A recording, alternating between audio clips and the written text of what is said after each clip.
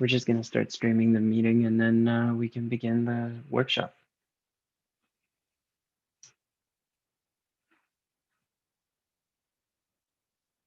And we're just going to start streaming the meeting and then cool.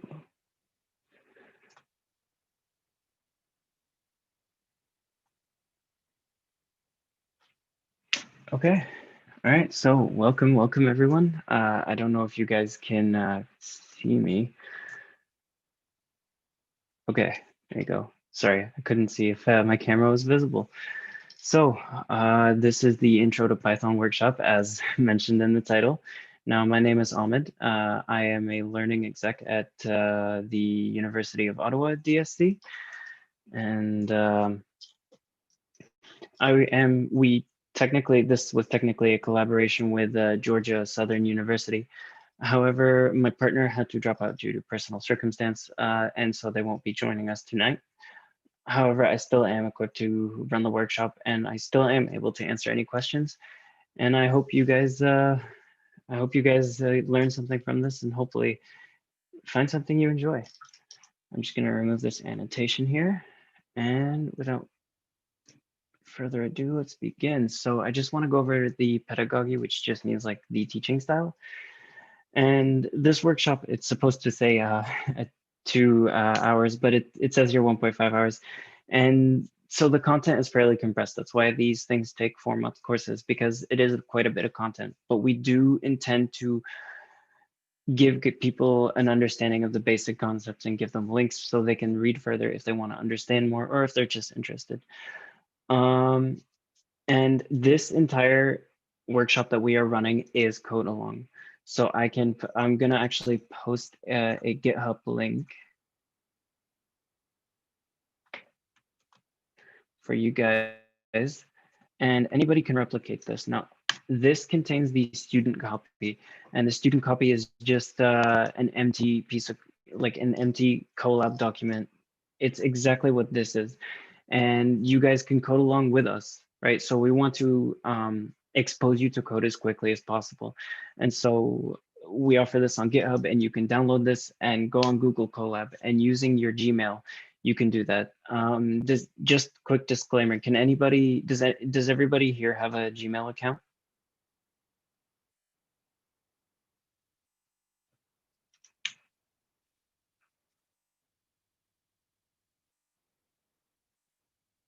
Okay. Then you should be able to, those of you that have Gmail should be able to use Google Colab. So if you just type in colab.research.google.com, and I'll post that link in the chat here as well. Everybody will be able to go on Google Colab, and if you go on to, and can you guys see my screen, by the way? I should have asked that.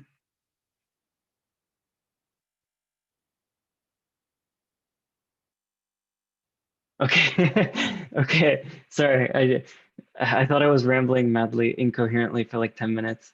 Anyways, so you go onto File and you go onto Upload Notebook. And so if you go back here and you download this IPYNB file, you'd be able to upload it into your Google Colab and code along with us. Now, that said, at the end of this workshop, we do provide all the solutions because, full disclaimer, we did this beforehand.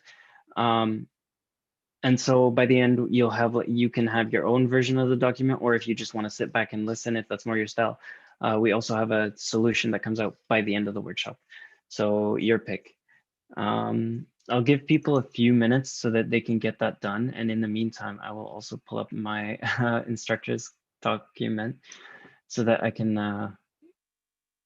have some reference.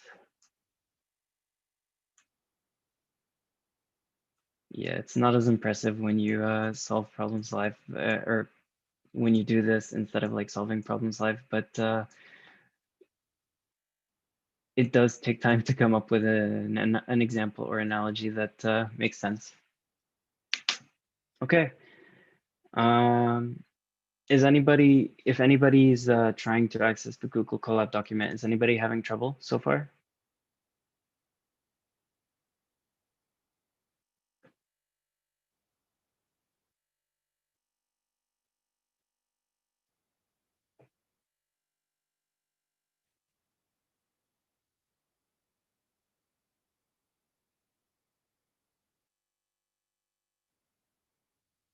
Okay. All right. Well, if you guys have any trouble along the way, if you feel like I need to explain something or slow down, or if something happens and you can't seem to figure it out, feel free to post your questions in the chat. It's not as big as a class size as we usually have, so I'm able to kind of like we're able rather to answer your questions in a more I guess intimate and like cohesive manner, I guess, for lack of a better word. Anyways, we're gonna start with something called variable, or we're gonna start with Python without further ado, like I said before. And I do want to get something out of the way. So this is a Google Colab document, and it's not what you would normally expect from Python. Now, this is supposed to be a document where you can put in text and code. And the idea is that it allows you to share ideas a little more freely when it comes to Python. Used extensively in a lot of like open source and research communities. So if you choose to follow Python and just kind of learn it along the way, this is definitely your go-to for sharing information. Yes. Well, so Google Colab is basically like it's a Python runner, for lack of a better term. It's provided by Google, and they give you like a VM. Um, I'm not entirely sure if they use VMs or containers, but that's neither here nor there. And you're able to run Python code on the web. So you don't have to install Python yourself. You don't have to have it on your machine. You can share it with anybody and they can open it within their browser. Whereas regular Python files, you would have to install Python on your machine, or you have to have a machine that's compatible with Python. Yeah, it's really cool in terms of like idea sharing, especially for people who don't have access to Python for one reason or another. Um, so, but this is technically still a Python file. It's just kind of modified, and that's the power of IPNYB. I forget the whole extension. I'm really sorry, guys. I do also want to show you guys something. Um,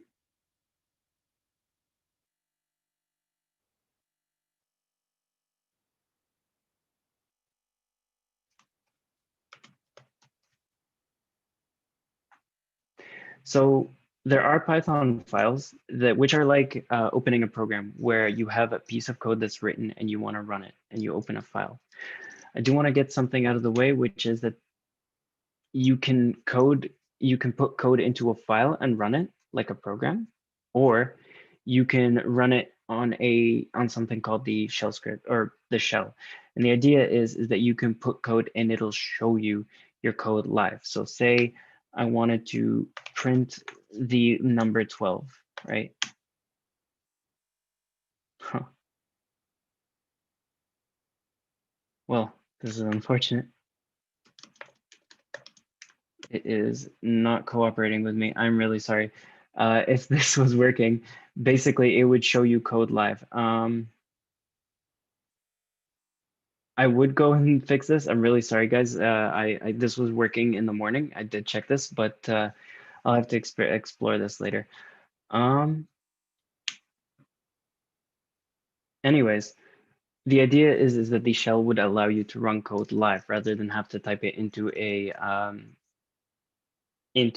file. And that's the power of Python. That's one thing that I find useful about Python, which is that like if you're testing code or if you're testing something that you're not sure, it's useful to kind of test it in a shell and see how it works out. So the first thing I wanted to talk about in terms of the actual, or sorry, just give me a second to restructure this. The next thing I wanted to talk about is how Python stores information, and that comes in something called variables. And what variables are basically their placeholder for information. So what that means is that you can put, well, the name is kind of like, or the description is pretty concise. It basically allows you to hold information. So say you wanted to hold the number 12 in a variable called age, right? So say you were trying to record information about like a person in a census, right? You would take, I don't know, age of 26, right? So basically age is just a symbol that represents the value. It's a placeholder for information. And with Python, you don't just hold numbers. There's other types of information that you can hold. There's, for example, if I wanted a variable called name equals, I don't know, my name, Ahmed, right? Or if I wanted to hold, I don't know, information about my height, I guess. What was it? I don't even know.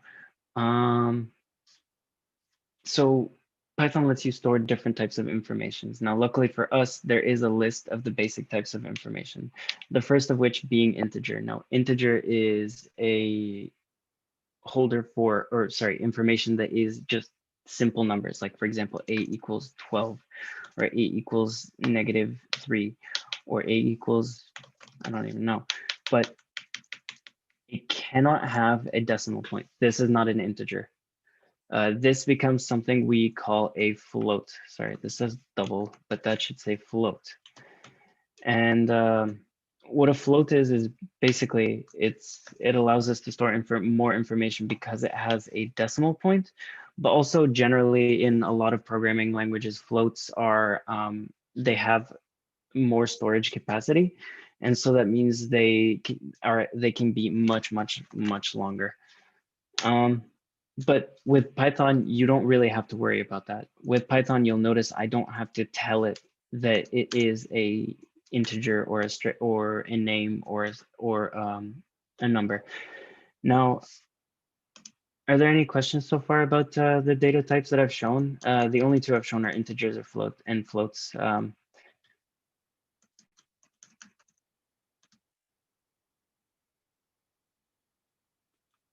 Okay. So like I said before, Python knows to determine whether or not a number is or what a data, sorry. Python knows how to determine the data type that you are assigning to a variable. So for example, if I say name, like I said before, name equals Ahmed, I don't have to tell Python that this is a string. And basically a string is just a holder for text. That's why they put it between quotation marks. And just to let you guys know, you can do either double quotations or single quotations. In Python, it doesn't usually matter. And I do want to note that if you want to have a string on multiple lines, you can put triple quotation marks and you can just have that as multiple line strings, but that's neither here nor there.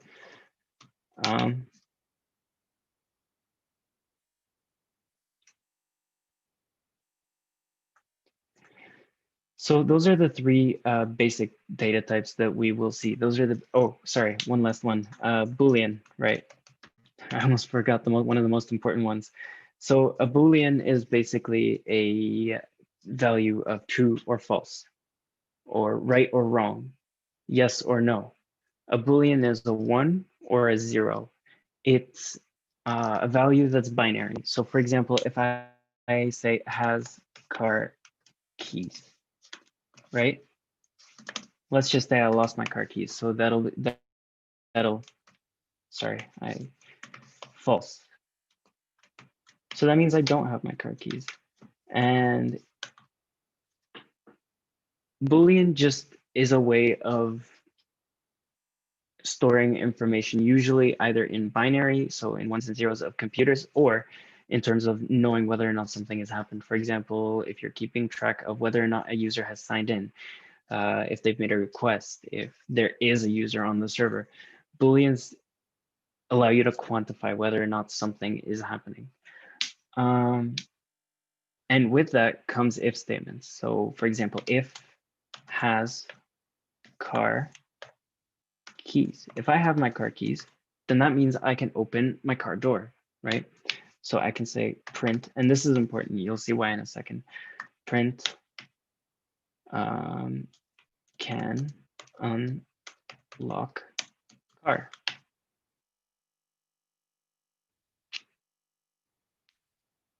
Sorry, bear with me, guys. It's a bit slow. Oh, my bad.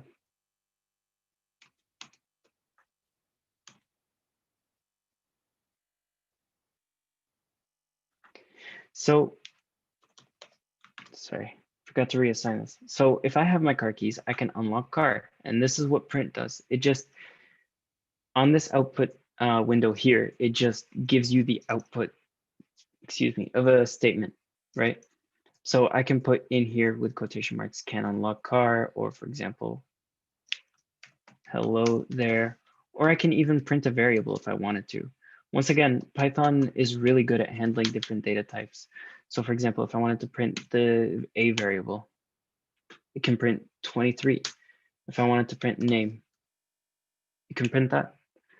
Any questions about the print function so far? I mean, it's basically just a way to like give you an output to the window.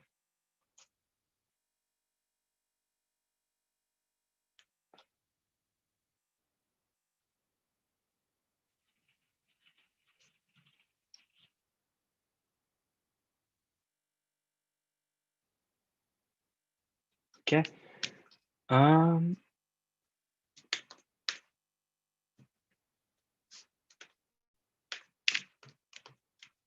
No, I'm gonna keep that there. So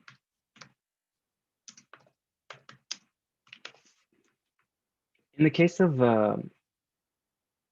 if statements, they only run when the Boolean that's assigned to it evaluates to true. So for example, if I said this was false, if I lost my car keys, this won't happen, right? And that's the thing about if statements.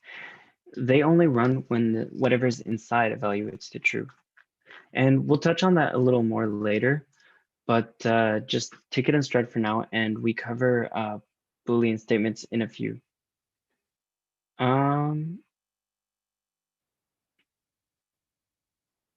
So going back to numbers, Python does specify 3 types of numbers that are very commonly used, but we're more interested in 2 of them. The reason being is that complex numbers are usually more used in research projects and in more academic stuff. So we're not gonna lean into that. So like we said before, an integer is a number that does not have a decimal point, like 12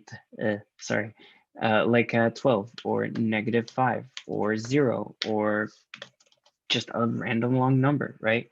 As long as it doesn't have a decimal point and it is a regular number, you should be fine. Now, you can also make a, sorry, how do I explain? Like you can also make a float, sorry, I switch between languages, and so the terminology for numbers with decimal points changes. So kind of you have to look it up for different languages. Like for example, for Java, it's double. I'm not sure which it is for C. So really, you just have to take it by case basis. But anyways, y equals, for example, -11.26, right? That's a float value.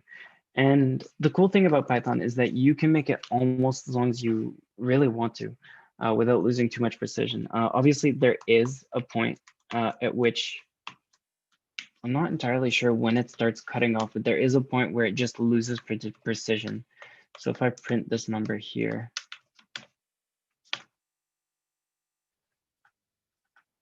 yeah, you can see it actually cuts off. I'm not sure. Let me try this. Yeah, it cuts off around here. So sometimes you do end up losing precision when handling, especially long decimal points. It's just a matter of storage and how precise your language can get.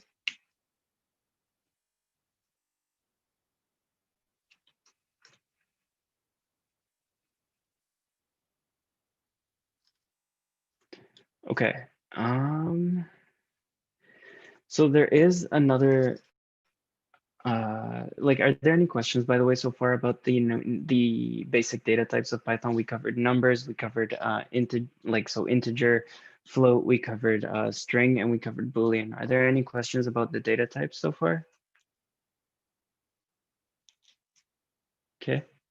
Well, feel free to post them if you find any. The next thing that follows from numbers is obviously numeric operations. So being able to do things like addition, subtraction, division, and we'll see about those in a second. So for example, if I want to add 2 numbers together, I'll say a equals Actually, let's say A equals 12, B equals 5, C equals -6. Yeah, let's just leave that for now. And let's just say sum equals A plus B. Let's say, crap, I forget the term.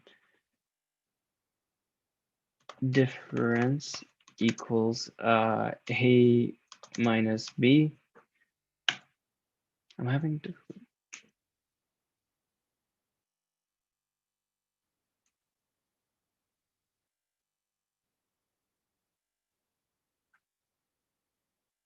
In what sense do you mean? Like, does it not show output at all when you try to print?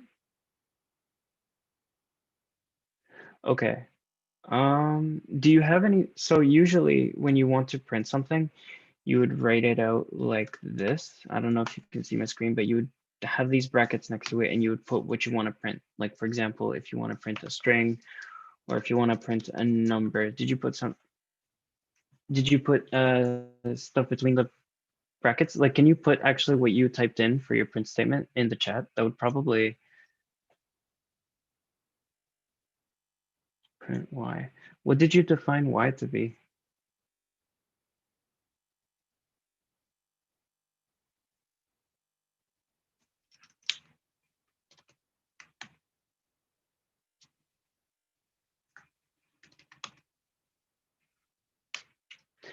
Did you just write Y equals, like, did you assign, like, for example, Y equals 12? Did you put print before Y, or did you, because like, huh, strange. That's really, really weird. Uh, does it show you an error message? Like, do you know what it says? Okay. Um, that's really weird. Yeah, I mean, if you check up here, it might tell you if you're connected to their runtime, and if it gives you an error, it might not even run to begin with. But yeah, let's try another cell and see if anything happens. Just code along with us, and if it continues, just let us know again, and we'll see if we can solve it. Sorry, I don't have a solution for you right now.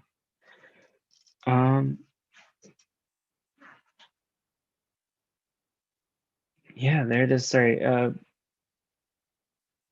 kind of lost my train of thought. Sorry, we're back at sum and difference. So we've covered like addition and subtraction, and that's pretty basic. The other one is multiplication. So for example, say I wanted product equals A times C. Now for Python, we use the star operator. I know it's you would usually expect to see the X or dot, depending on what type of notation you learned in math. But that said, for most programming languages, the asterisk operator is what people use for multiplication. Then we have a quotient. I think that's the term for it, where you divide a number by another. So for example, A divided by B, right? And let's just see the outputs for these so I don't feel like I'm lying to you guys, or I guess you guys don't feel like I'm lying to you. Let's just print all of these outputs.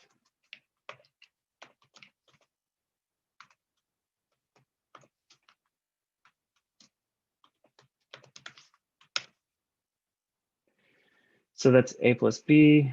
Actually, let me just,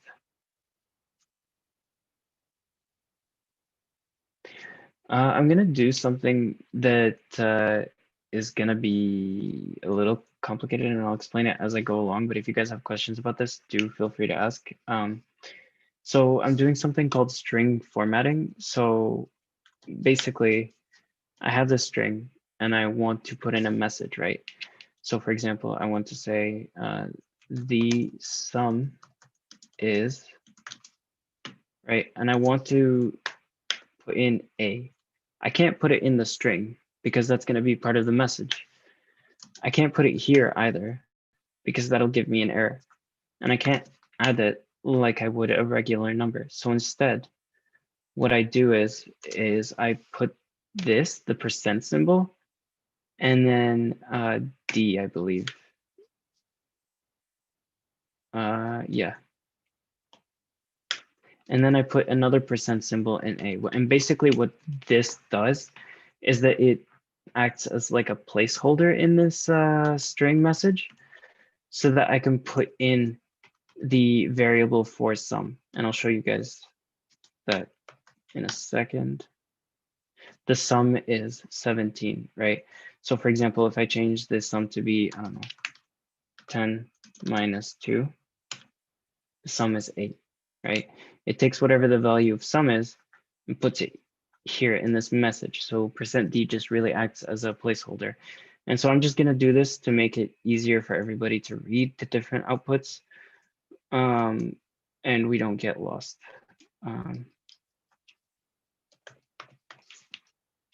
In hindsight, I probably should have put these messages beforehand, and I do apologize for that. But I'm kind of a newbie at this, so you'll have to forgive me, guys.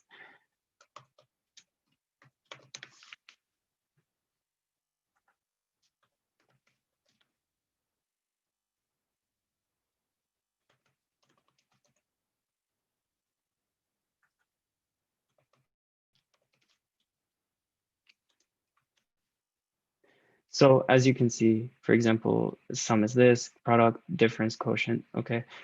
And I do want to go over some what's the word I'm looking for? Mathematical. Yes. So if you were putting, for example, a number with a decimal, you actually have to put %f. Which one is quotient? There you go. %f, so that you can actually see the decimal. And %f just stands for float. With D, it's just, I don't remember what it actually stands for, but it basically just stands for number, whereas %f stands for actual float.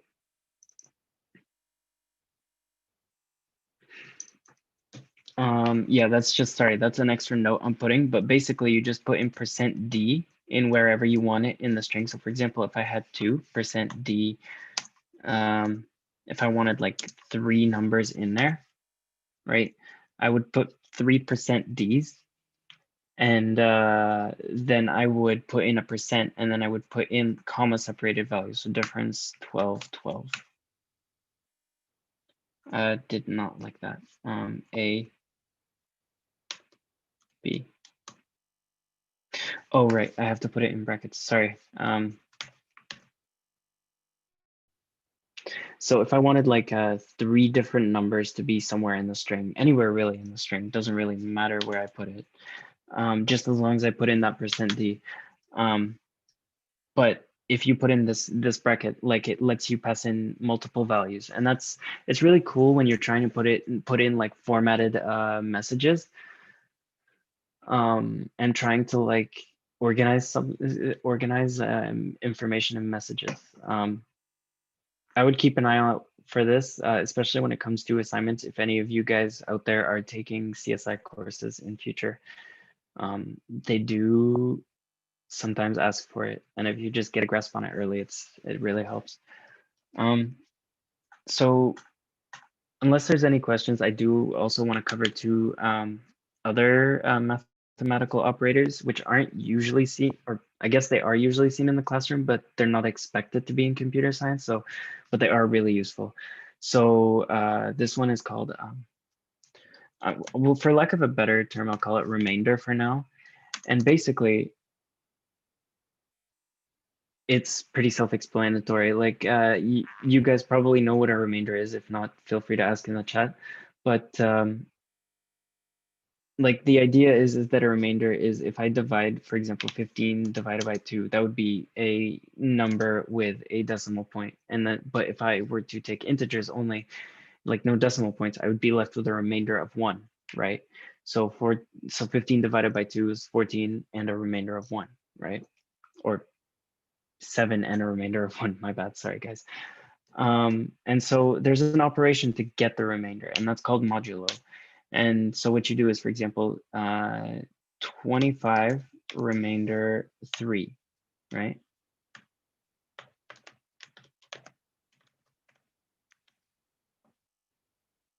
So the remainder is 1. For example, if I had the number 9 and then I had, actually, let's just say 11. I have the number 2. The remainder is, once again, 1. Sorry. Yeah, so for example, if I divided 11 by 3, the remainder would be 2. And so modulo just gives us the remainder of division. And it just takes, another thing to note though, is that if you do, for example, 3 modulo 11, it'll just give you back 3 or 5 or 6. You know, it returns the same number if it's smaller on the left-hand side. But if you pick the same number, for example, it'll give you 0 because 11 divided by 11 is 1. It doesn't have a remainder. And so the remainder is just 0. The other operation is called floor division. And what floor division is that, for example, if I had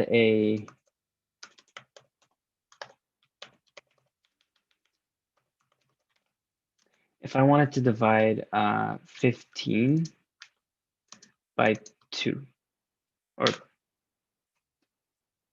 16 by 3, right? But I don't want a decimal point. I would just put in 2 slashes, and that's called floor division. And so it would return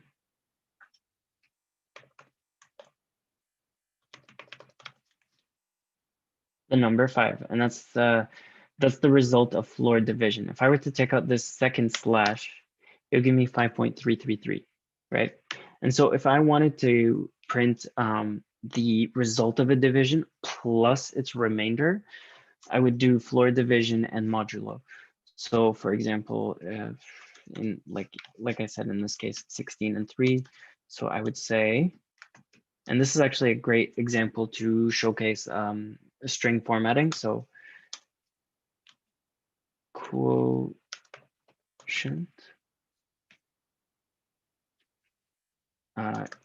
equals quotient, and then I will put in %d, and then remainder equals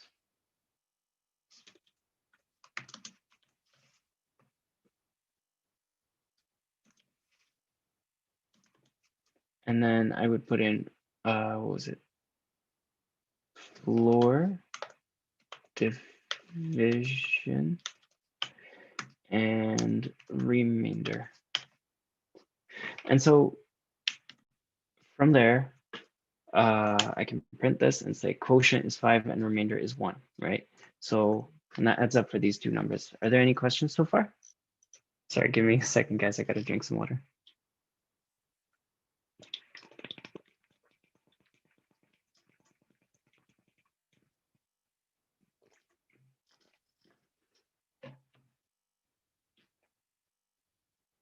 Ah, crap. I thought I muted myself. Sorry you had to hear that, guys.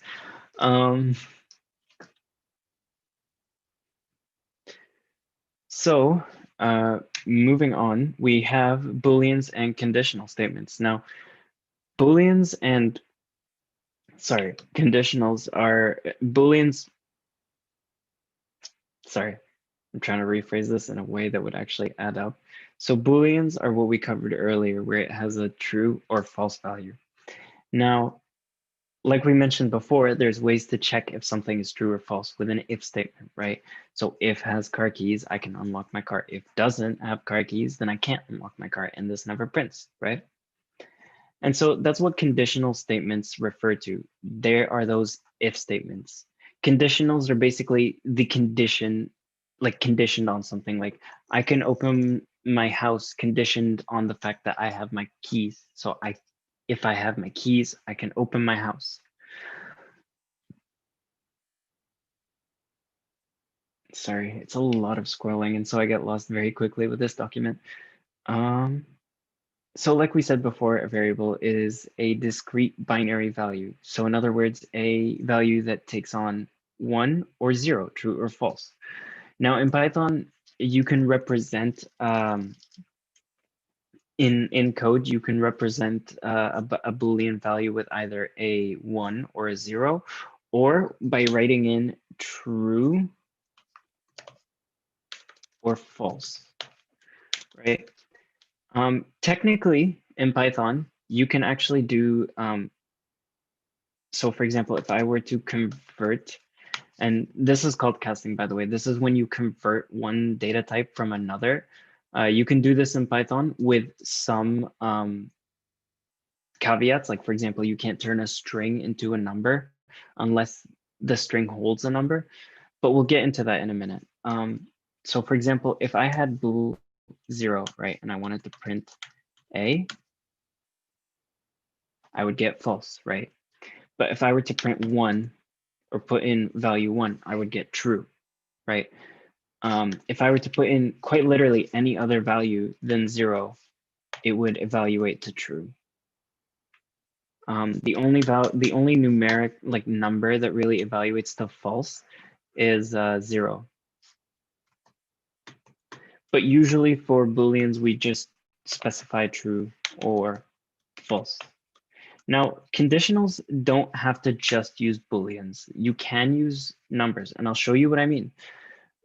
So there are these things called comparators, where you see if, for example, a number is equal to another, if a number is greater than another, or smaller, or greater than or equal to, less than or equal to. Sorry, that's wrong, but I'll fix that later. Or if it's not equal to. All of those are conditions because you're saying it's returning true or false. For example, if I have a variable called x equals 12 and a variable called y equals 12. So in Python, the expression to check whether or not a number is equal to another is to say equals equals. So for example, if x equals y, then print equal, right? And so in this case, it'll print. But if I have y equals 11 or 1, I guess, it doesn't print at all. You can also, and like I said, there's other comparators. Like for example, there's the greater than, and in this case, it'll print. There's the less than, where it says if x is less than y, and in this case, it's false, so it won't print at all because it evaluates to false.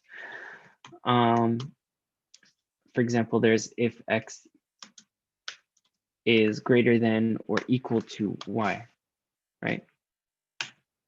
In this case, x is greater than, but if, for example, I set y equals to 12, well, this will print because what it's checking for is if it's greater, like it's pretty self-explanatory, but basically if it's either equal to or greater than, then it evaluates the true.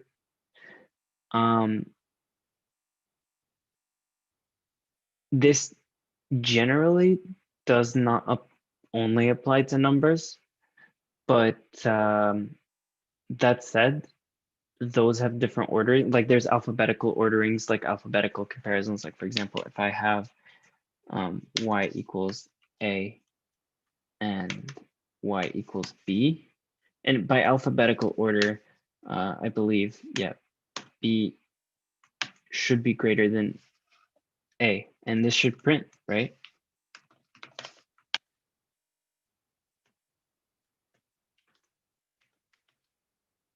And for example, in this case, a is not greater than b. And Python handles that automatically. However, some other data types that you may experience, and there are other data types in programming, some of these data types are not comparable, and some of them are. You really have to check how they define that. There was another thing.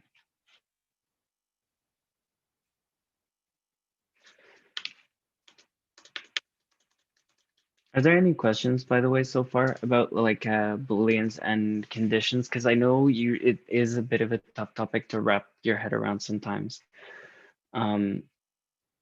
Just because like, well, it's conditional logic and most people aren't used to it. Like it's a math in of it, or I guess it's a mathematical like subject in of itself.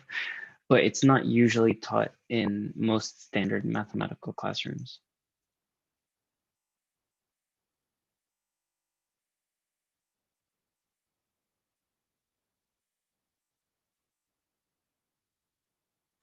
By the way, if you feel like you don't want to put like anything in the chat, you can also like actually set who you send your message to. So if you want to like PM one of us, you can just send that to the DSCU Ottawa, what's it called? Username, and we can message you directly.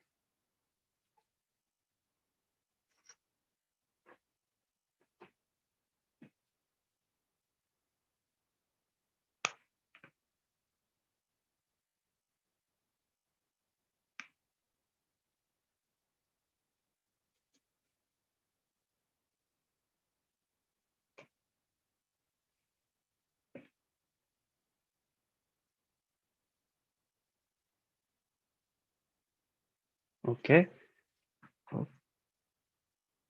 Okay, sorry guys, I was just reading through the chat, seeing if there's any questions I missed, which I know is kind of late, but thankfully I answered them. So the next thing I did want to cover is lists. Now, this is one of the harder topics to explain within Python. And we mentioned before that there are variables, and variables are placeholders for information. So, and I'm gonna probably need to draw this out. So for example, with the case that we saw before where we have a variable called a, right? And a can be thought of as a box, right? You can really put anything you want to in there. You can put the number 12. Oh, whoops. You can put in like a decimal value. You can put in true or false. You guys get the idea. Python handles that information, and you can really swap it out with anything. Like for example, if I wanted to say here, right? Like if I wanted to say a equals 12, and then a equals Impala, and I print a, Python won't give me any trouble. It handles it normally, and I'm able to reassign it no problem. So that's why we call them placeholders, because really we can just think of them as they're abstracted away to just a location of memory, a box that can hold any information you need it to. But lists can be thought of as kind of a shelf of boxes, so to speak. So the best way I can represent a list is that you have, and I'm just going to clear all drawings. The best way I can explain a list is, say you have a box. By the way, can you see this drawing? I don't know if you can see me annotating on the screen.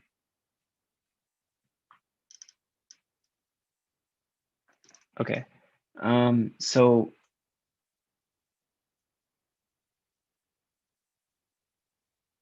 a list can be thought of as a sequence of boxes, a sequence of variables. And each one of these boxes, it has a number. Now, with lists and most data types in computer science, we start counting at 0. That's just to give you an idea. Usually, like the reason, and I could be wrong, so feel free to correct me, but the idea is you have bits of ones and zeros in computers, right? You have 0, 1, 0. And so if you wanted to represent the number 0, it would literally just be, sorry, I'm not familiar with this layout, so you'll have to give me a second while I find these tools. But if you wanted to represent the number 0, it would just be 0, 0, 0, 0. And that's why we start counting at 0 in programming and in computer science in general.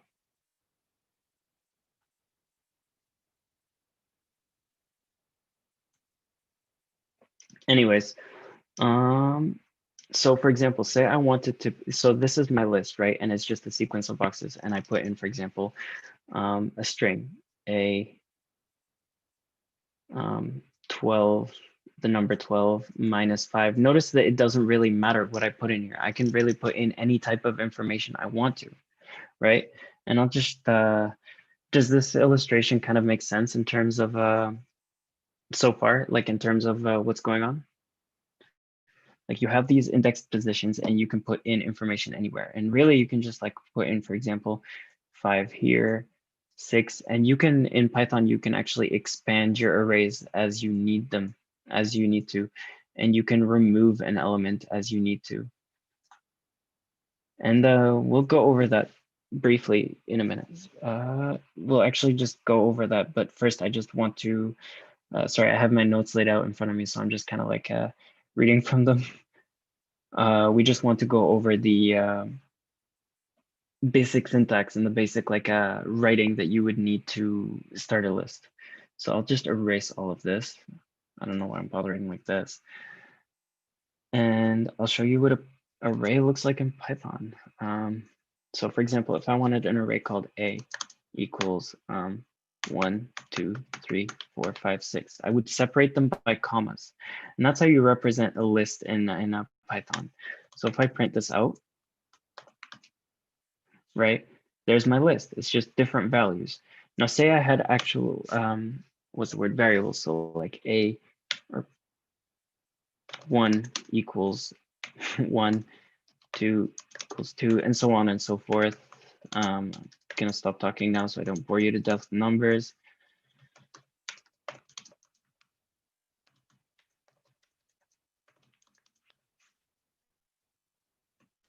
And so if I wanted to put all of those variables into this array,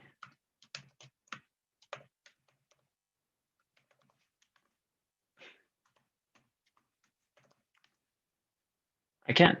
And it prints out the values. Obviously, it wouldn't print out the names because the variables are just the value that kind of represents the storage of information. So that's what a list is. It just basically acts as a sequence that lets you hold a list of variables.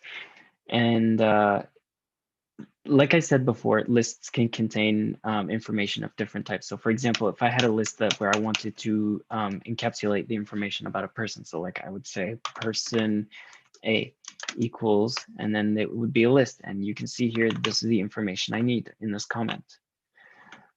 Sorry, I can't believe I missed this, but comments are lines of code that do not run. So they're not for the computer at all. They're for programmers to know what a certain portion of a program is doing. So for example, if I wanted to say simple list of numbers, I would just put in this pound sign or hashtag or whatever you want to call it in here, and you would be able to put in a comment.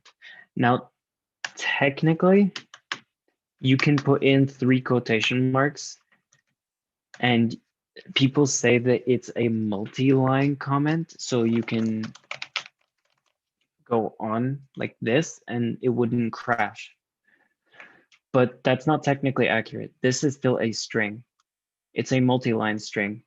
I just wanted to get that clarification out of the way because you can't like technically have multi-line comments like you can here. Like you would need to have that hashtag in order for it to actually not run and have Python not scream at you like this is wrong, right? But you still can't technically use this, and this is safe. Like Python, whoops, sorry. Python will not scream at you if you run this because it is like it's a string, but it's considered bad practice. Sorry, that was a bit of pedanticism on my part, but I just wanted, I see that a lot of people making that having that misconception, and I just want to clarify it. So if I wanted to contain information about this person, like for example, age, I don't know, 25, weight, I don't know, kilograms, I guess, feet, weight, feet, 5, 0, I don't know, Malik Taylor, right? Like a list doesn't care what type of information I can put in it. I can even actually put in another list inside of this list, and Python really, sorry, Python crashes when you have an indent. in the wrong location because Python isn't strongly typed and you don't have to specify the type of information. It still does need a form of organization, and this is where indentation comes in. So if I put in a tab or a space in the wrong location where it shouldn't be, sorry, Python will crash. So everything needs to be formatted very nicely. Python is very, very specific about that. It's kind of like your English teacher, very specific about formatting. And so just be wary of that. Like, for example, if I have an if statement, if if 2 less than or greater than 1, right? The next line needs to be indented. But if I want to go outside of that if statement and I want to do something that's separate, well, I can just indent back and I can type whatever code I need here. And that's separate from that if statement. Whatever is indented underneath will be part of the if statement. So for example, if I flip this around, this won't print, right? And you can go on, but it just needs to be indented. Sorry, I went off on a subtopic, but I felt that was important. Does that make sense? Like, is anybody lost or confused? Like, have I gone off the rails too hard?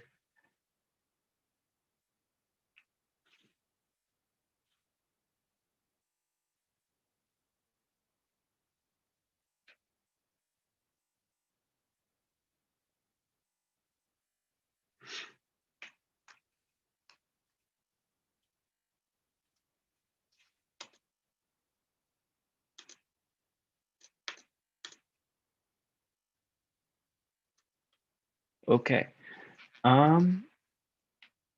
So like I said before, lists can hold other lists inside of them. It really doesn't matter what type of information you hold. So if I were to comment this line out and I were to say print person A, once again, like this won't crash. And the other thing is that you can also have a list made up entirely of other lists. So you can, for example, say 1, 2, 3, and this is a sublist, and then you separate them by commas. Notice how like in a list, you ever separate everything by commas. That still applies in a sublist and sublists of those sublists. I know it's tough to wrap your head around a list inside a list. Is that like, does anybody have questions about that? Okay.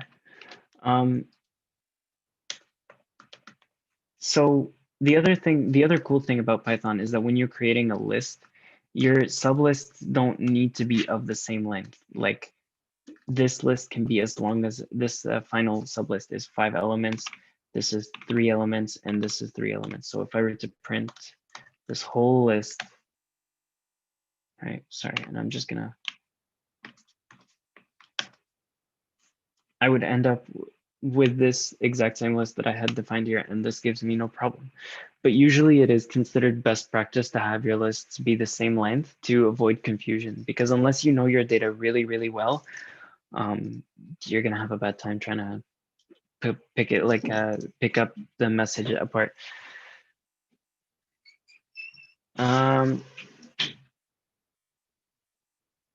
So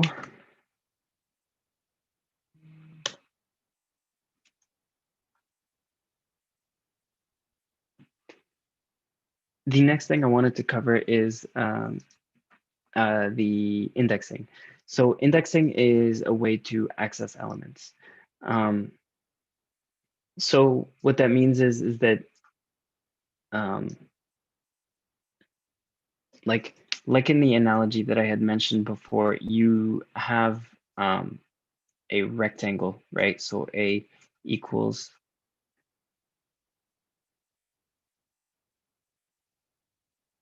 a rectangle of values, right? And so, for example, if I had 11, 12, A, B,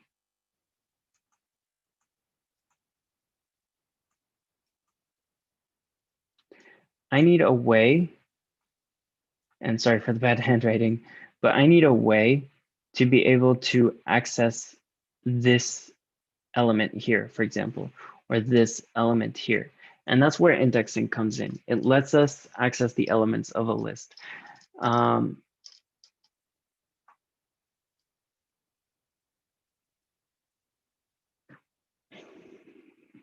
So for example, if I had b equals 1, 2, 3, 4, 5, and I wanted to get the first element, I would print, and then I would say b 0. I would put in these square brackets, for lack of a better term, is what I'm going to call them.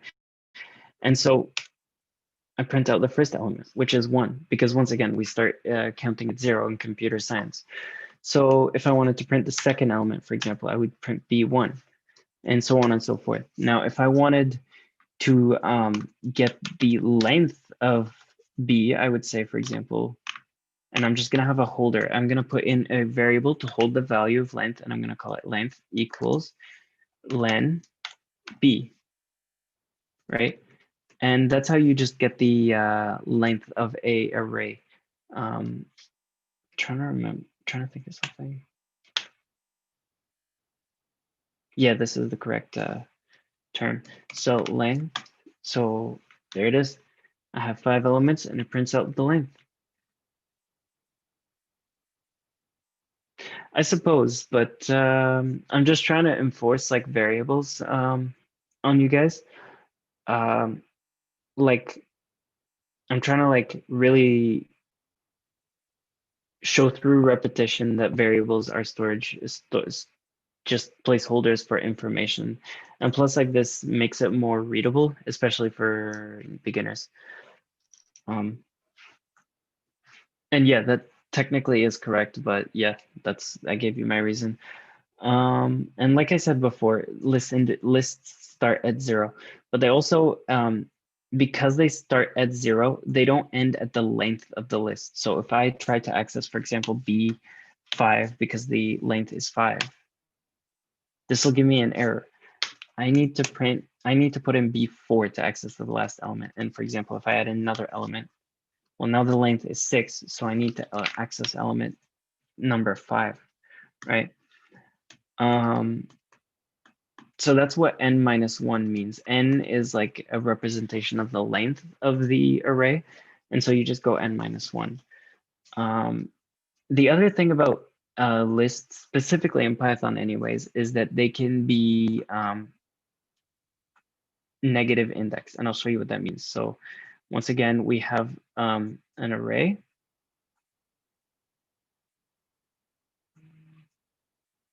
And we have 0, 1, 2, 3, right? And that's how we usually represent it. But there is another way to number the indices in a array, and that's through negative indexing. And what that means is we start at -1, which is the very, very last element, and we go down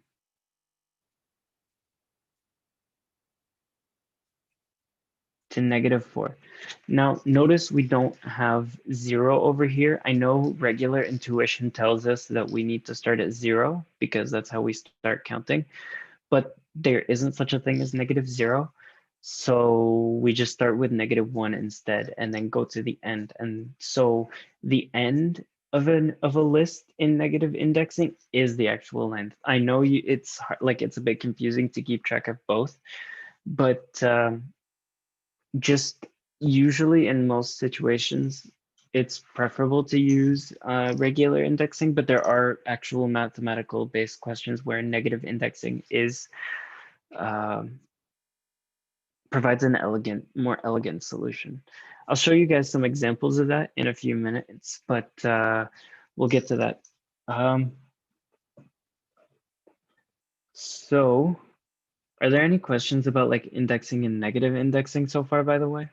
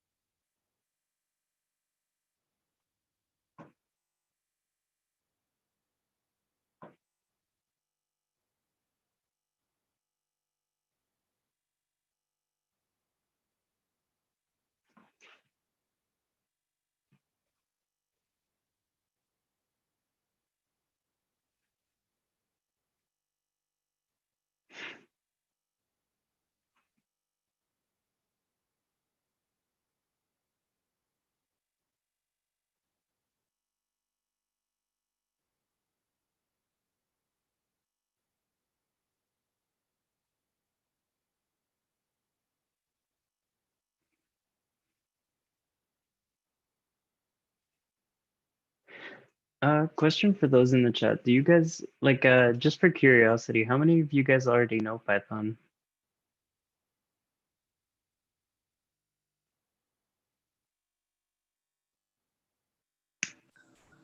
I know a little bit of Java, but just maybe like the basics of Python. I see. Okay. Seeing as how, like, sorry, I'm just looking, and seeing as how it's like a pretty small class, we can like cover specific topics if you guys want to. I can do negative indexing as an example, and if you guys want, like, we can cover stuff that like you guys know from other programming languages. Because like once we get to lists and we get to loops, we pretty much cover the basics, and then from there it's pretty much we have to there's other things that we can learn, but that's like the basic stuff that you can do in Python. I'll do negative indexing, but just let me know afterwards. Sorry, so negative indexing works like this. So you have your standard array, right?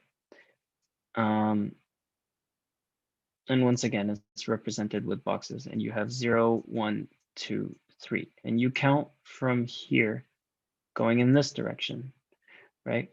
But with negative indexing, you actually start at the back of the array. You start at the end and you count in reverse to the end, right? So you have -4, -3, -2. Does that make sense so far? Okay, and that's what negative indexing does. And mind you, this, like everything else in a list in Java, or Python rather, it expands when you add elements to a list. So this -1 shifts back and everything shifts back, and then we have a -5 here, but I'm just not going to draw that if that's cool. So I'll give you guys an example. For example, if I wanted the last element, which is 6 in this instant, I would say b -1, right? And it prints 6, and so on and so forth.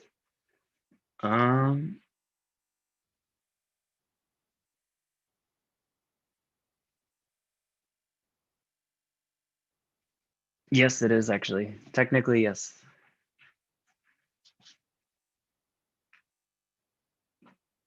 It can be used in other contexts, like it can be used in imperative, at least if I'm not mistaken, but its main purpose is object-oriented. We'll cover that in a few. I just want to show a little more about negative indexing. And I do actually also want to show slicing, because this is something that's not offered in a lot of programming languages, but I feel like it should be because it's really cool. I'll show you guys.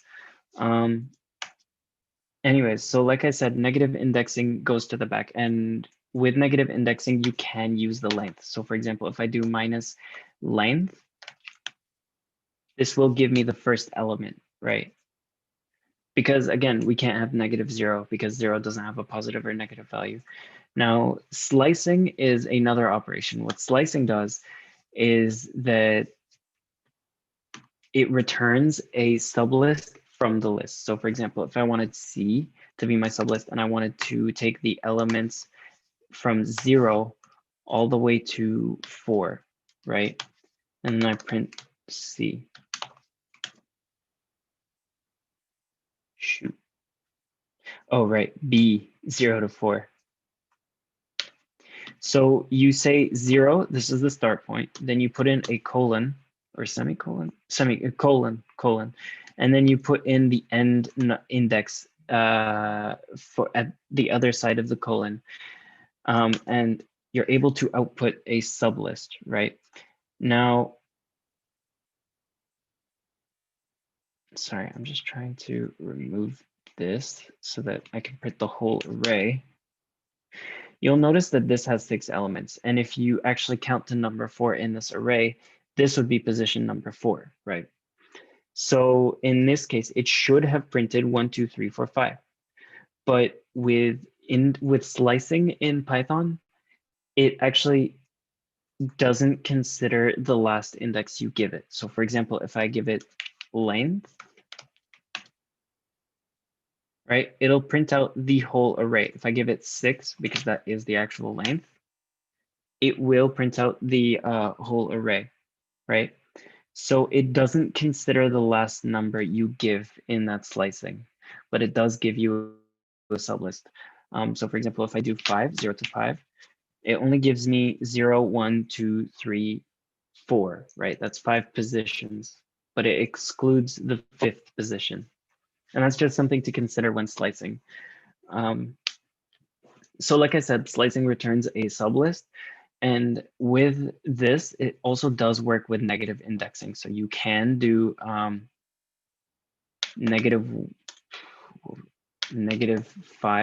or -6 to -1, right? And that will -7, my bad. No.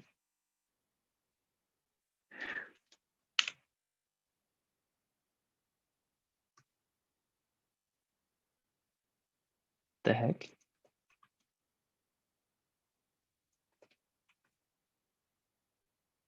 Right, because it doesn't consider the last index, my bad. We'll see 6 to 0 because negative indexing, because like it has to go from left to right. I'll show you guys what I mean. If I, like, you'll notice that this array has to go left to right, and that's the same with slicing, right?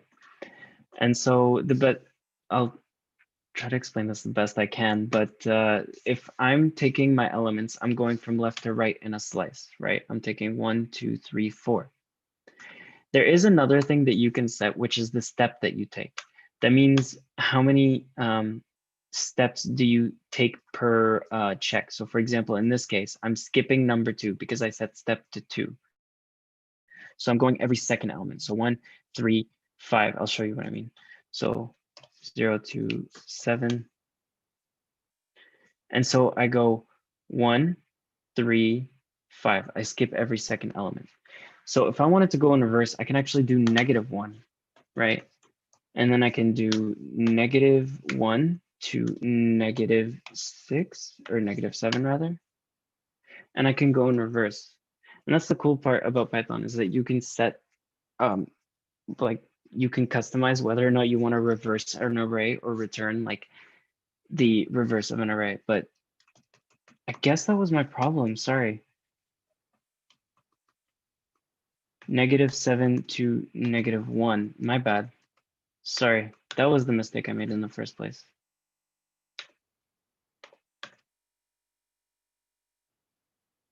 I'm a dummy. Right, no, again, because it doesn't consider the last index, my bad. I'm sorry, guys, emotional roller coaster here. Does negative slicing make sense so far or not so? Because I know like negative indexing and negative slicing is really hard to wrap our heads around. Okay. So do both of you guys know about functions? Like, do you guys know what functions are?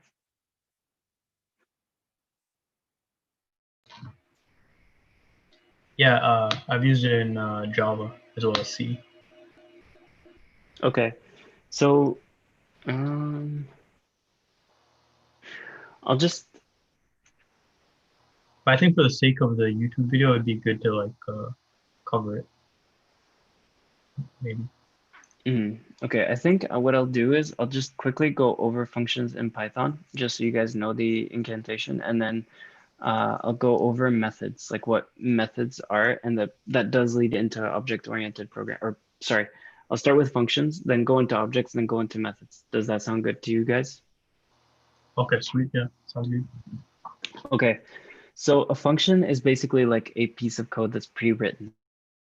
So if I wanted to do a certain operation, like if I wanted to say, I wanted to add two numbers together, and I don't want to have to keep writing that code over and over again. I just want it on demand when I need it, right? So I would say define add numbers, right? And so,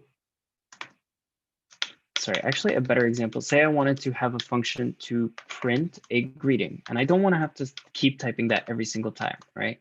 So I would define print greeting, and I put this bracket here, and I'll show you guys why that's important in a second. Let's say print hello there, right? And so what this means is that this is a self-contained unit, right? This is a self-contained unit of code called a function. And a function can be called, meaning that I can tell Python that I need this piece of code to be run, right? So I'll say print greeting, and I'll put in the bracket. And this is what we call a function call. So it tells Python, hey, I need to run this piece of code down here, right? And you'll see here that it runs this print statement, right? Let's say I had a different function. I wanted to call it add numbers. I'll take two parameters, so A and B, right? And so I'll say sum equals A plus B. And then I want to return my sum. Actually, let's just print our sum for now. Right? And so what happens here is that these are parameters. I am giving this function some information to work with, because sometimes we have to call a piece of code, like say you have to add like 1,000 different numbers, or you have to put some sort of mathematical operation, like a formula, like A times B plus C divided by D, et cetera, right? So you don't want to have to keep rewriting that code, and that's why we use functions with parameters. We're giving it a list of information that it needs to do the work that it needs to do. So in this case, for example, I will call the add number function, and I will say it is 12 and 10, right? Add numbers, right? 22. And that's what a function is. It's just a piece of reusable code that I can call from almost anywhere in Python. Now, one thing to note is that if you have a Python file and you define your function afterwards, you usually, in this case, it didn't give me an error, but usually you want to define you want to put your function above your the calling line, because Python will read it like top to bottom. And so if you put your function below, or your call below your function, it may crash.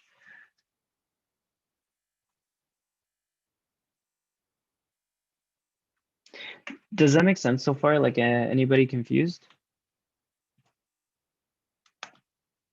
about functions? Okay. So the next thing to talk about is classes. So bear with me a second.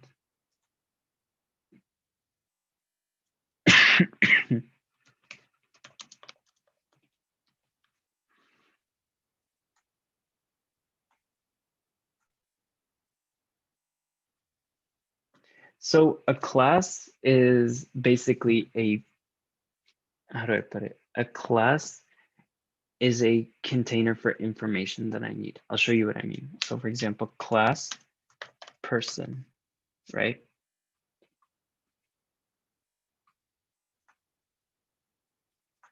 And so this person has I don't know, a name, right? And we'll say name equals my name, and age equals, and I don't know, height equals 200, because I'm an Iceland, I am a giant, and weight, we'll say 300 pounds, because I'm a heavyweight champion.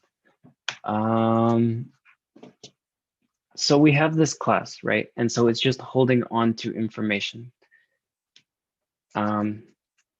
Sorry, I'm trying to think of a better way to explain this, because classes are difficult to explain. This is difficult. Okay. In the same way that functions are reusable bits of code, classes are also reusable bits of code. But whereas functions are used to carry out a specific task, a class or an object is used to hold on to information and tasks. So classes can hold functions and informations, and that's where it's really useful. So for example, if I have a class named person and I want to give them a function, right? Define person or walking, right?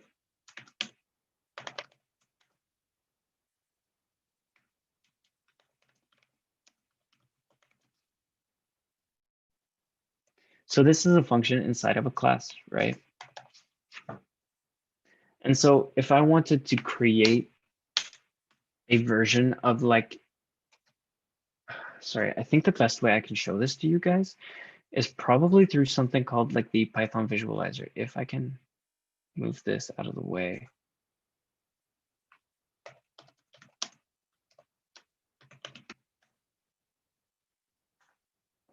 Sorry, this is a kind of a nifty tool. It really helps with Python, but let's say,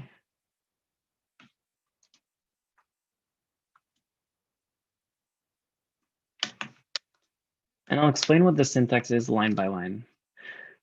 Person dude equals, I forget, equals person. No, you don't have to specify type. Sorry, this is Java. I keep forgetting. Dude equals person.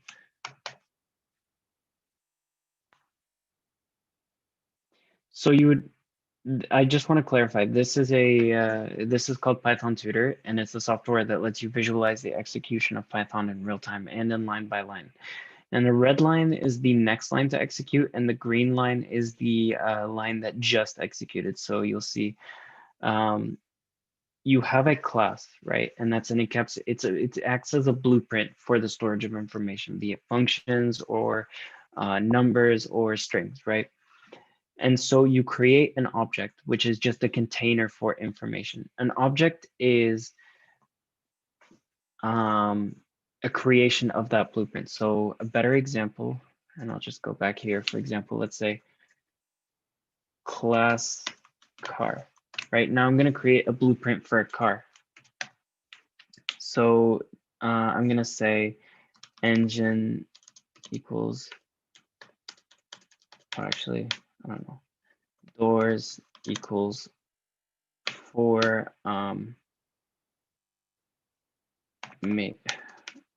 manufacturer,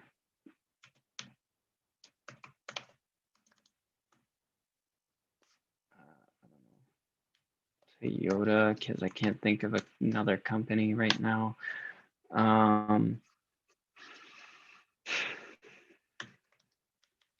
Windows, let's say it has 3 windows for now because one's broken. And we'll define a function called move.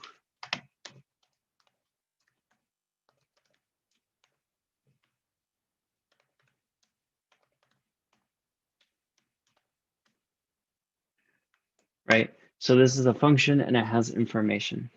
Now,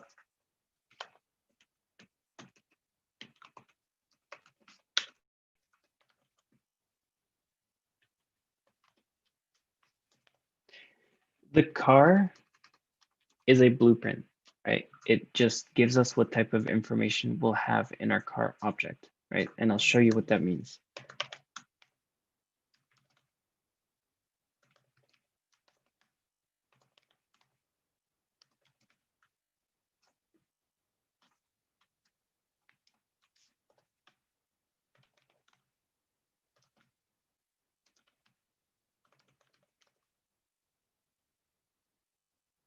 So when I run this, right, first things first, it's going to define this class car, and it's just a blueprint.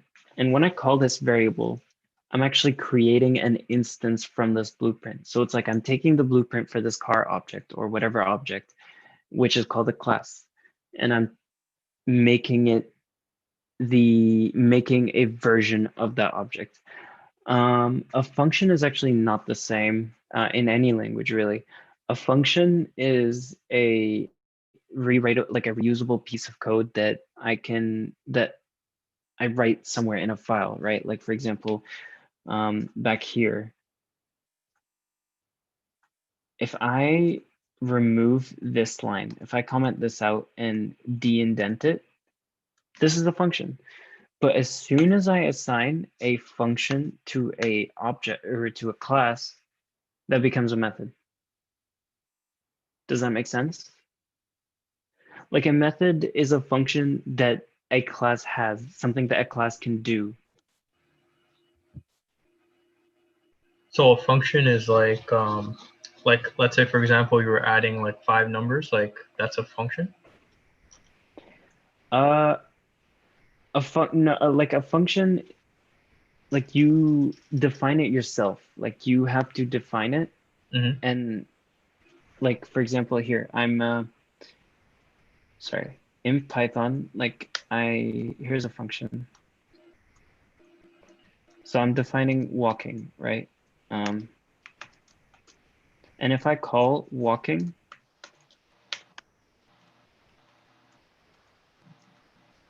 it'll run this line, which is printing out a person walking.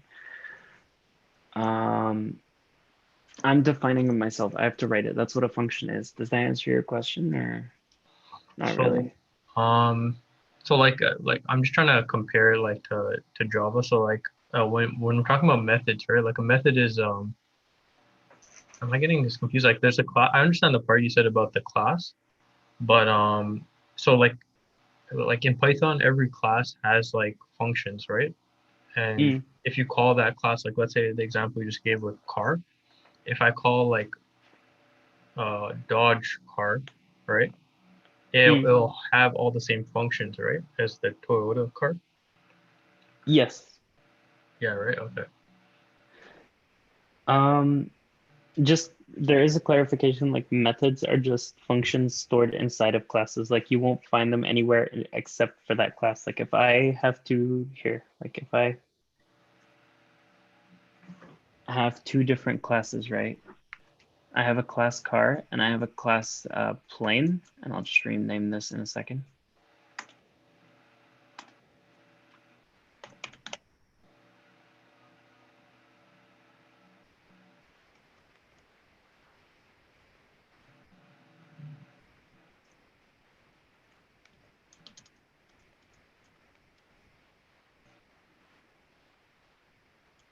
So I would call, for example, car.move, right?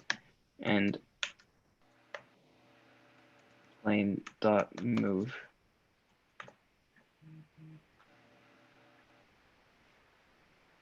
I'm just going to skip to here.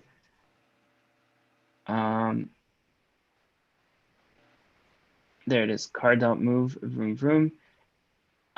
Sorry for like explaining it this simplistically, but I couldn't think of anything else at 8:38 p.m. My brain's kind of fried. For this plane object, if I wanted to move, it would print out this output, which is new, right? And so even though they have the same method name, different classes, like you can't call a method from a class unless you are calling it about that class. Does that kind of make sense? Like if I'm talking about the method specific to a plane, I have to mention the plane here. I have to create a plane object.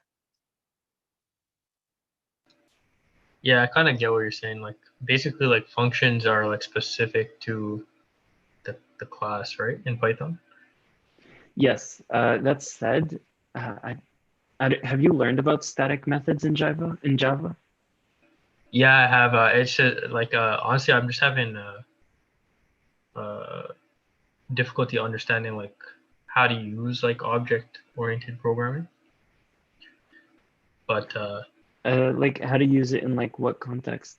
like for example, like if let's say you were coding a tic-tac-toe game where you're playing Mm, against a computer, right?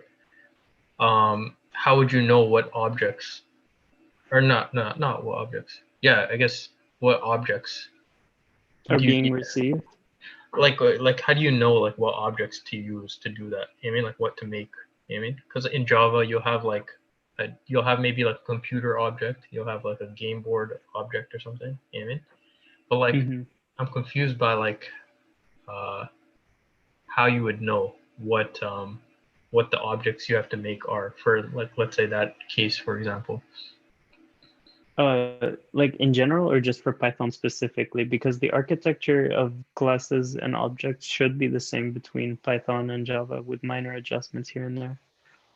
So then yeah, and I guess for both of them, like what would you do in let's say in Python if you were to do something like that?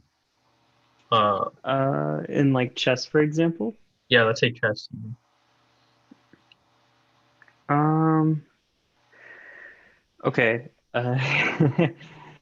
This kind of goes into higher level stuff, but I actually do have some links that I will post at the end of this, and I can share with you guys, which goes into like higher level Java and Python. So there are like other YouTube resources, but basically, how do I explain this? Java has here. I'll just open Eclipse. Do you guys mind if I show you some Java? Because I also work here and there. I don't have Eclipse. Do I have IntelliJ? I don't know. Sorry, I haven't coded in Java on this machine in a while. I figure I'd come learn like the basics of Python as well because they're both object oriented and like I do want to learn Python after Java. So I would honestly like how long have you been like programming in Java?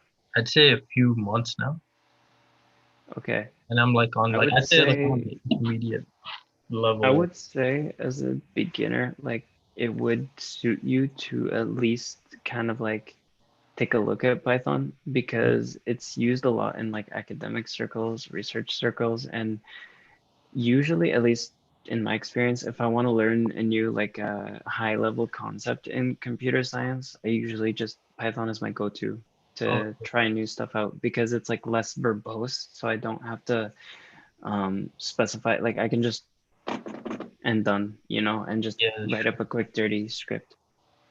Interesting.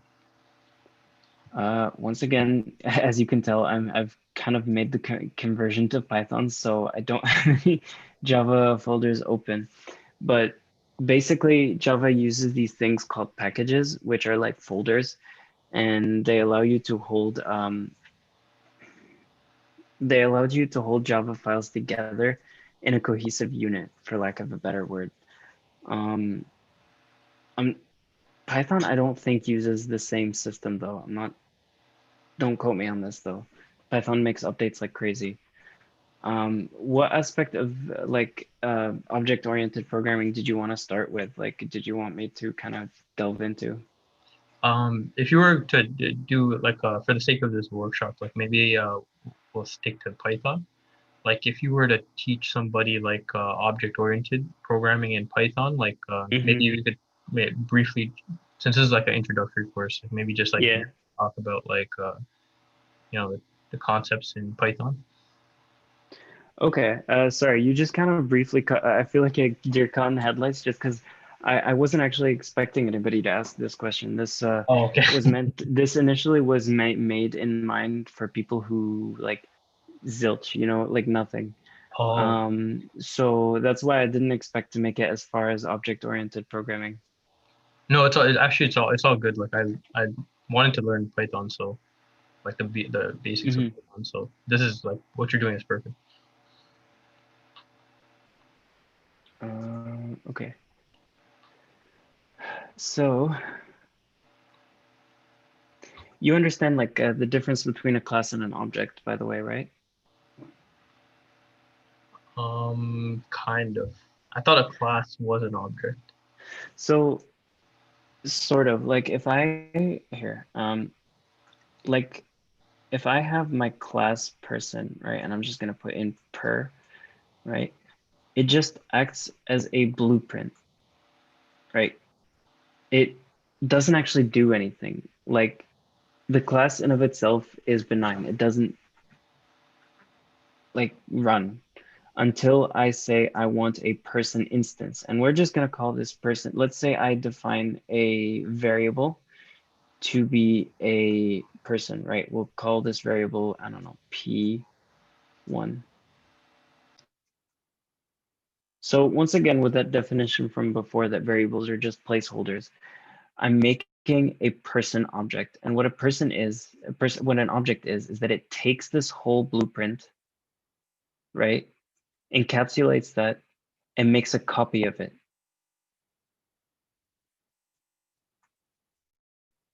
And that copy becomes the value stored here.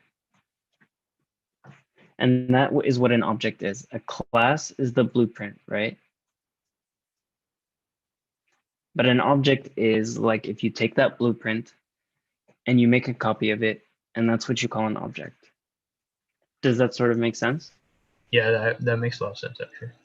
So like it's kind of like a class is like a factory, and whenever you instantiate an object, like whenever I say, like I said, in here in this visualizer, right? This is my blueprint, and this is the information I start with, right? But I can also do a thing in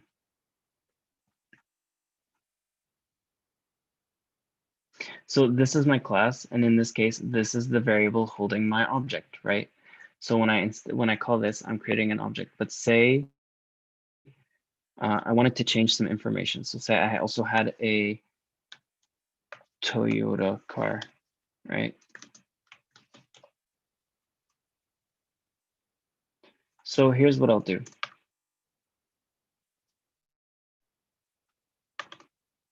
I'll say Honda dot manufacturer equals Honda, right?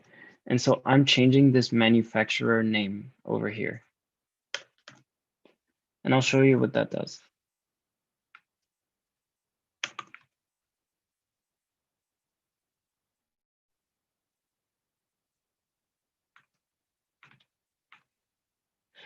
So when I visualize this, first we have our class and Python reads through it just so that it has a blueprint to work with, right? And so first is my first object instantiation here with I'm creating a Honda. Next, I'm also creating a Toyota, right? You'll notice how this is called the global frame, and it just basically holds on to all the variables I have defined so far. So I've defined a car, which is a copy of this, I have this car class and I have this plane class, but then I also have this Honda object, which is part of this car class, right? Sorry, I don't know why this visualization is so weird. It's actually linked a little wrong, but that's okay. And so I have a Honda object, a Toyota object, and a plane object, right? And so when I say car.move, which is this line right here, it'll use this function, right? And when I say plane.move, it'll use this function like we said before. Now, if I set Honda manufacturer to Honda, right? And I print Honda doors, Honda manufacturer, that should be normal, right? But if I print Toyota doors, oh, that's weird. Sorry, I need to check something.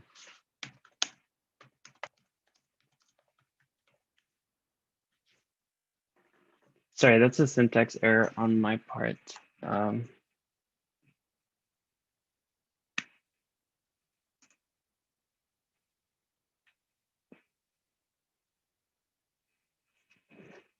Oh, right. My bad, guys. When instantiating a new object, you want to put in these brackets, even if you aren't passing anything. Sorry, it's kind of like Java. You still have to put in these brackets to actually instantiate a new version. So I'm just going to go through this again. So there it is, actually. You can see here, like, for example, this Honda points down here to car instance, right? That's an instance. It's an object. It's a copy of that original car class. Toyota is the same, right? And so when I go to car.move, once again, yada, yada, yada, But then if I change the Honda manufacturer to Honda, right? When it'll show here that I've changed this information from this original blueprint, right? And so that's the importance of objects, right? They're copies of that class, but I can do things to them. I can change them in code. I can make them run functions. I can make them do different things. That's the thing about objects. They're holders for unique copies or unique versions of your class. So for example, if you have a person or a car, I guess in this case with manufacturer of Honda, you can change that in this object, right? You can actually set this manufacturer label at the beginning to be name, and then every time you make a new object, you set the manufacturer name. Does that kind of explain the difference between objects and classes so far? Yeah, I actually understand that. That makes sense. Yeah, and then like if I go back here to Toyota doors and if I print the Toyota manufacturer, it'll show me Toyota because I haven't changed any information from the original class, right? So it's just taking whatever it needs to. There is, did you guys do you know about constructors in Java? Yeah, I know about constructors, but like it's kind of like a confusing topic. Okay, so constructors are like, how do I, so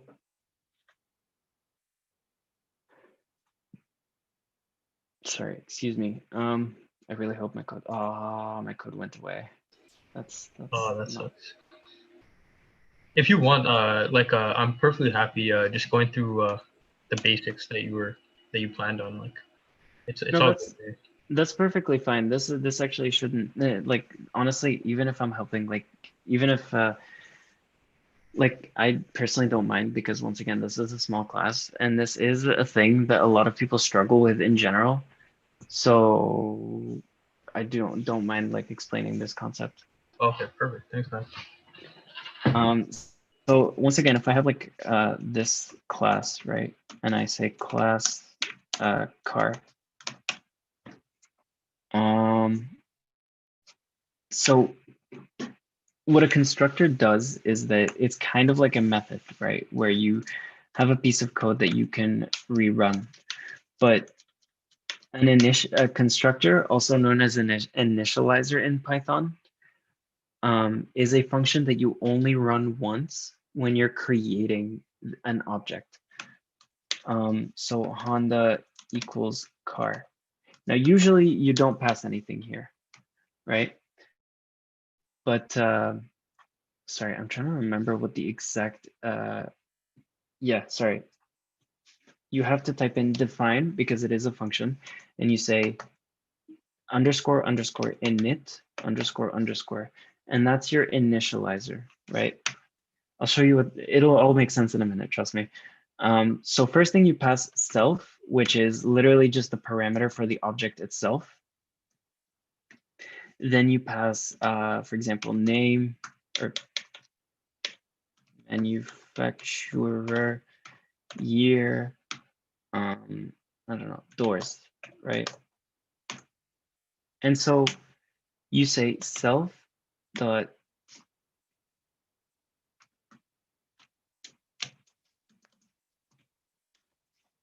and self dot doors equals doors. So I'll go over what this means. So basically, what the initializer does is that sometimes you need to create an object and that object needs to have information associated with it. So if I want to create this Honda car, I need to specify what the manufacturer is, what year it was made, and how many doors it has, right? So it's a function, but it's only ever called once when you're creating a new object. And if I don't actually put in any variables and I say, and I just instantiate it, it will crash because it's expecting these three pieces of information, which is manufacturer, year, and doors. Self is always ignored in Python. It's a, honestly, if I'm being honest with you guys, I don't know why it's there, technically speaking. but it's just a thing that you have to get used to when it comes to Python, like class constructors and class methods.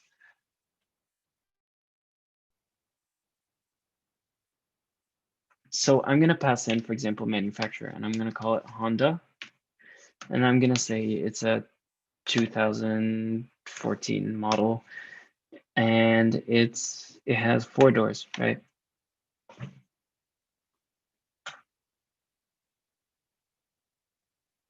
What do you mean? Oh, okay. So this runs just fine. Sorry. It was just giving me an error message from before. So now if I pass on the manufacturer, the year, and the number of doors, it instantiates a new object. You can see here it's calling the initializer, which is also known as the constructor method.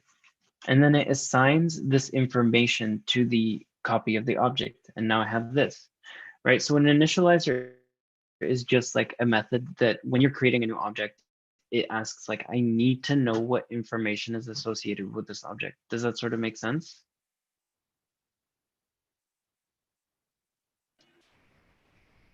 Yeah, that sounds good.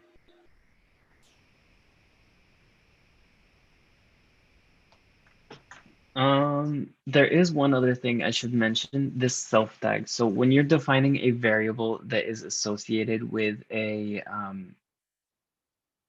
class, this is what the self tag is, or not with a class, with a specific object. That is what the self tag is for. So for example, print Honda dot door or manufacturer. But if I wanted, actually, I'll just go through this and then I'll go through the second part. So once again, I'm just creating a car object, and then I am printing the Honda dot manufacturer, right? And it says Honda, and that is a object variable, meaning that it's a variable that I can access from anywhere, but it's associated with that object. Now I'm going to go over class variables, and class variables are different because, for example, we'll say wheels equals 4 because the vast majority, at least, yeah, I would say the vast majority of cars have 4 wheels, right? Just for now, let's just say. So when I do that, and I say print Honda.wheels, right? And let's say I make 2 cars, right? Honda, and we'll say this one's a Toyota.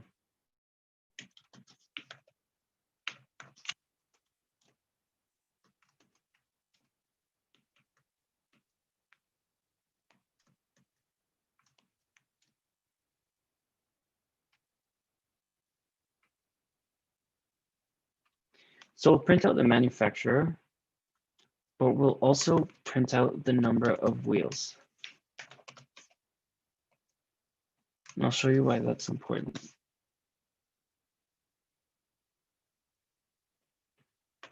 So let's say here we wanted to print out the Honda manufacturer, and I said I want to change the Honda dot doors equals 3 because I got mad and I broke off a door. And then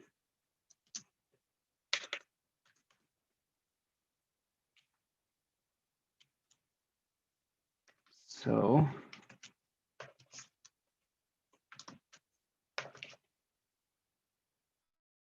and I'll just comment these 2 lines out because they're not important. So I'm just printing out the manufacturer, ripping off a door, and then we'll see how many doors we're left with. Here.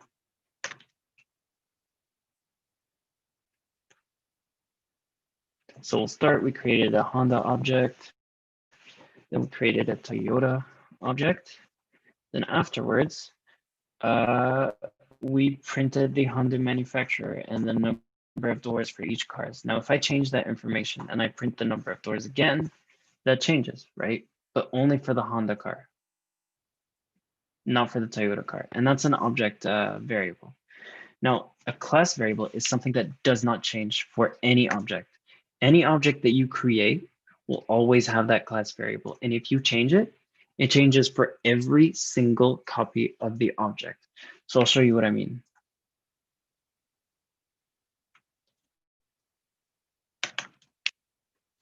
Let's say by some weird law, every single car had to have 3 wheels instead of 4, right? We'll go through this step by step. And I'll also put in like a little separator so you know when it's doors versus wheels, because this is getting pretty hectic pretty fast.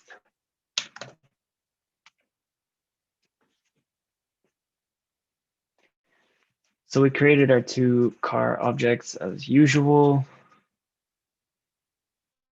And then we print the information, and I change Honda doors. And actually, I don't know why I was showing you print statements. I could have just shown you this. It changes live as well. I've ripped off a door and now I'm left with 3. Now I'm going to print Honda doors and Toyota doors. Then I'm going to print this line and print out the number of wheels. And then I'm going to change the number of Honda.wheels to 3. Right?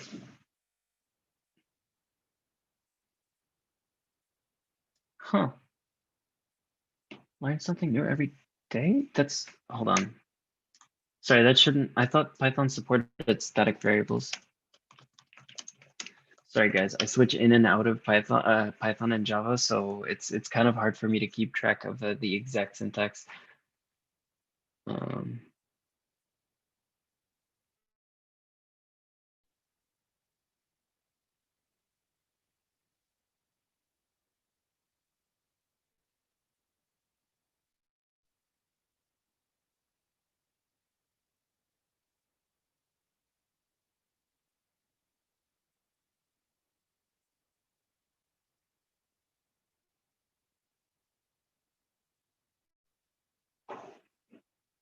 That is so weird.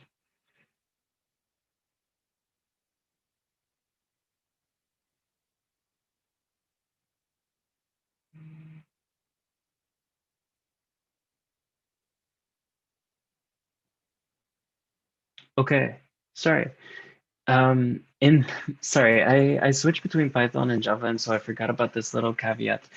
But while static variables or class variables are shared among every copy of every object that you make, if you change the static variable for one specific object, it only changes, or the class variable for one specific object, it only changes for itself. It doesn't change for others. In Java, it doesn't work like that. If you change a class variable, which will look different in Java, it will change for every single object. Does that kind of make sense, or are you kind of lost about class versus object variables?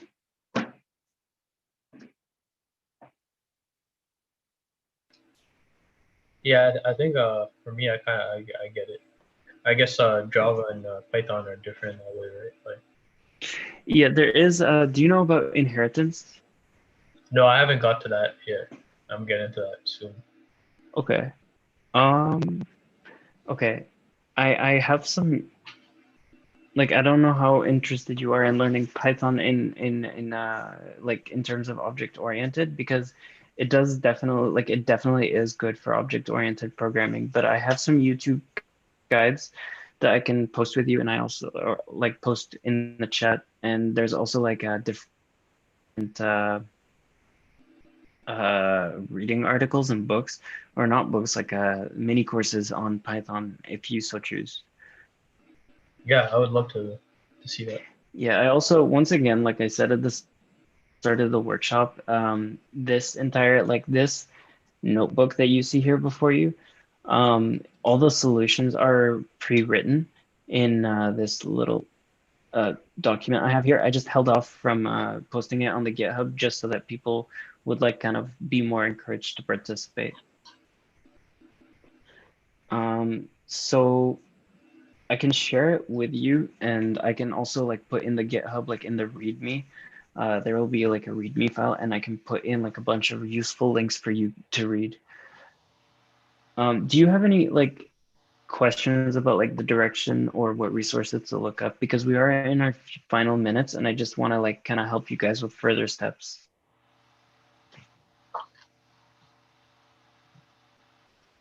Um, well, one of the questions I had is, do you think it's better to like I know Python is used for like machine learning and stuff like that and automation tasks and do you think it's better to learn like object-oriented programming by with Java or do you think it's better to go with Python? Or do you think it's better to learn Java and then learn Python afterwards? Um, Personally, I think it depends on your direction. Like, okay, let me put it this way. Java is really good in web development and it is really portable. And so it's used a lot in enterprise and a lot of different companies use it. And Python as well. However, the thing about Python is that it is used a lot in research in ML, and it is true. It's open source and it has way more open source libraries and like community-led projects than Java. But Java is used more often for web development. For a beginner, for if you've never touched programming before or you're just starting out on the scene, I would personally recommend Python more so than Java because it kind of abstracts away and simplifies a lot of things that would you would otherwise have to do yourself or spend um, like for example, like 10 lines of Java could probably be compressed into 3 with Python, right? That's not to say that Python doesn't have its fallbacks. In some cases, it is slower than Java, but it's a give and take, you know? Like it has some very powerful libraries and it also has some not so powerful libraries. Yeah, Does that yeah. like for example, like if you're learning like are you taking CSI courses in future? No, the thing is, I actually have a background. Like my program is actually electrical engineering, but Mm, I found that a lot of like electrical engineering jobs require like development experience. Like not so much like software development experience, but like you have to have experience with like coding in Java or Python or something, C++. plus plus. mm. So that's why I kind of picked it up, and it's something I started to get really interested in. So Yeah, I would okay, for an introduction to like concepts of programming, I would definitely recommend Python. And like for electrical engineering, I at least from what I've seen, um, C is usually like C and what was the other one? Not Fortran, assembly. oh yes, Um, the language, yeah, we did those. yeah, those are very common to be learned because they're like considered low level languages, meaning they can access memory directly and have like like direct access to hardware in some instances. Right. Um, but that said, like programming is still programming and the concepts are the same across languages. And so with that said, I would recommend Python if you want to just like focus on learning like because the thing about programming is like once you learn the concepts behind it, you can really take that to any programming language. Right. It's just a matter of looking up the specific like terminology for it.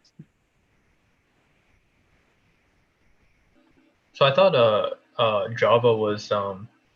Java was good because it's used in Android, right? As well as like I know it's used in the web and stuff, but like how does this might be kind of like going away from what we're talking about, but I sometimes I see that like companies will be using like Python, Java, and C all at the same time. Like how does that work? Like how can they do something like with all three different languages, for example? Like like how does So that there's actually multiple ways to do that. So for example, one way is that and I'm not advanced enough in Python or C to know this, but Python is actually built on a layer of C. Like Python is entirely built in written in C. oh really? And yeah, that's part of the reason it's actually so good while still maintaining such a good level of abstraction. Some of its libraries are even just straight up written in C, but most are written in Python now. Um, and so communication between the two languages, there is a way that I'm not entirely aware of how to use, but there is a way. And there's like different libraries that allow languages to communicate. Some languages even just literally write whatever the output is into a text file, and then another language is like another program just literally opens up the same text file and takes it. But usually the way they communicate is via networking, like HTTP requests. Like some people put in they put in network protocols to like allow languages to communicate with each other using just data instead of programming syntax. Like I would send you a file containing like a string with this information, and then the language takes that string, decodes it, and then that's the output from the other language. Oh, okay, that's interesting. Oh. Yeah, there's that usually goes more into networking, like REST APIs come to mind. Basically, like REST is like a way for you to like an architecture style where you have like a server and it receives like a request from a client, which is just another programming language. And it makes a request with the URL and it says, I need this information. And so your server running Python code will generate this, put it in a file, and then send it back to that C server. And that C server will take that file, interpret it, and do what it needs to. Oh, wow. Okay. Interesting. Yeah, it's it's a huge like a subfield in and of itself about communication between languages. So, so once you learn like the basics of like what you talked about today's in today's workshop, like what would you what's the, like the next steps like if you want to continue after? So now we learned like functions, loops. Um, I would say the two biggest things that you can do from here going forward is A, practice. Like I hate to say it, but like programming is it needs a bit of practice. Like especially if you're learning a new language. Like if you're learning the concepts themselves, that's great. And I still do recommend practice for those, but it helps to type out a programming language because like repetition just allows you to remember things without having to constantly look up the terms for something.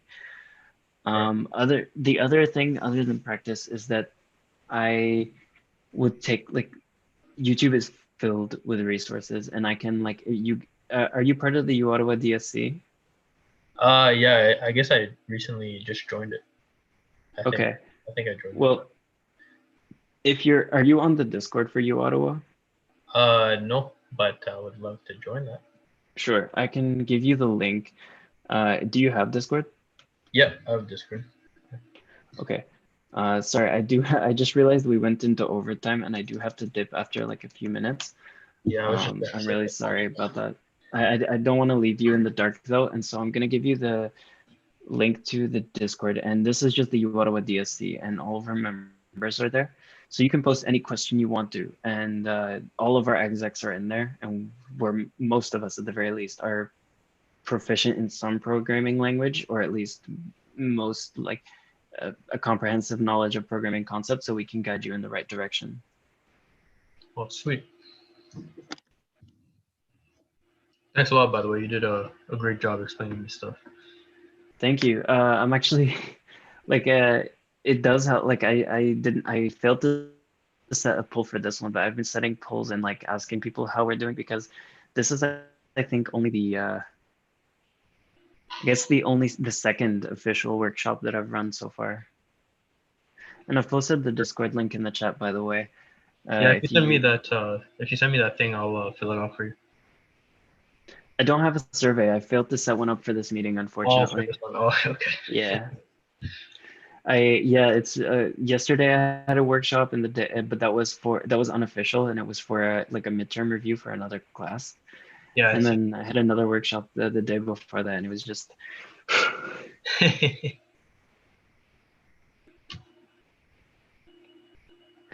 Well, I feel like I definitely picked up the basics Python. Yeah, there's another channel called ScentDex. I don't know if you have like an interest in machine learning, but he covers that as well. And it's a really good channel for explaining things in an intuitive way. Here, I'll also post this in the chat. And do you guys have the GitHub link that I posted initially? Yeah, you do. Okay. Yeah. No, he has it here. One other thing, I would recommend learning Python 3 because Python 2 has kind of become obsolete.